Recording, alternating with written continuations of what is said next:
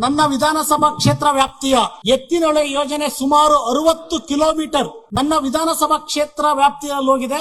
23ರಂದು ನೀರಾವರಿ ಸಚಿವರಾದ ನಂತರ ಅದಕ್ಕೆ ಒಂದು ಯೋಜನೆಯನ್ನು ಕೊಟ್ಟು ಸುಮಾರು 7 ಜಿಲ್ಲೆಗೆ ನೀರನ್ನು ಹರಿಸಬೇಕು ಅಂತಕ್ಕಂಥ ಒಂದು ಸಂಕಲ್ಪವನ್ನು ತೊಟ್ಟು ಸುಮಾರು 4-5 ದಿವಸ ಅಲ್ಲಿ ತಂಗಿ ಆ ಕೆಲಸಕ್ಕೆ ಒಂದಿಷ್ಟು ಯೋಗವನ್ನು ಕೊಟ್ಟಿದ್ದಾರೆ.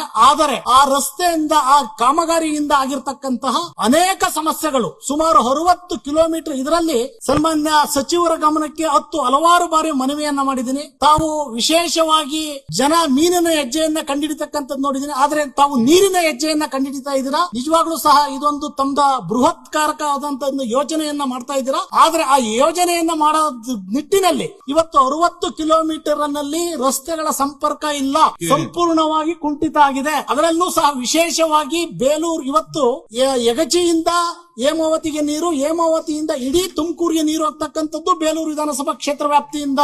ಎತ್ತಿನೊಳಗೆ 7 ಜಿಲ್ಲೆಗಳಿಗೆ ನೀರು ಬರ್ತಕ್ಕಂಥದ್ದು ಸಹ ಬೇಲೂರು ವಿಧಾನಸಭಾ ಕ್ಷೇತ್ರ ವ್ಯಾಪ್ತಿಯಿಂದ. ದಯವಿಟ್ಟು ನಾನು ಅವರಲ್ಲಿ ಮನವಿಯನ್ನ ಮಾಡ್ತಾ ಇದ್ದೀನಿ.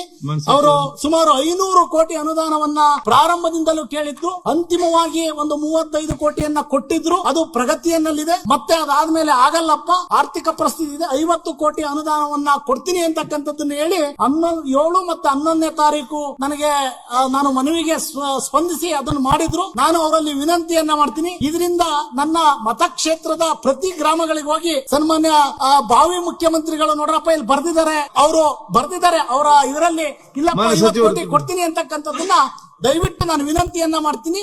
ಕೂಡ್ಲೆ 50 ಕೋಟಿ ಹಣವನ್ನ ಬಿಡುಗಡೆ ಮಾಡಿ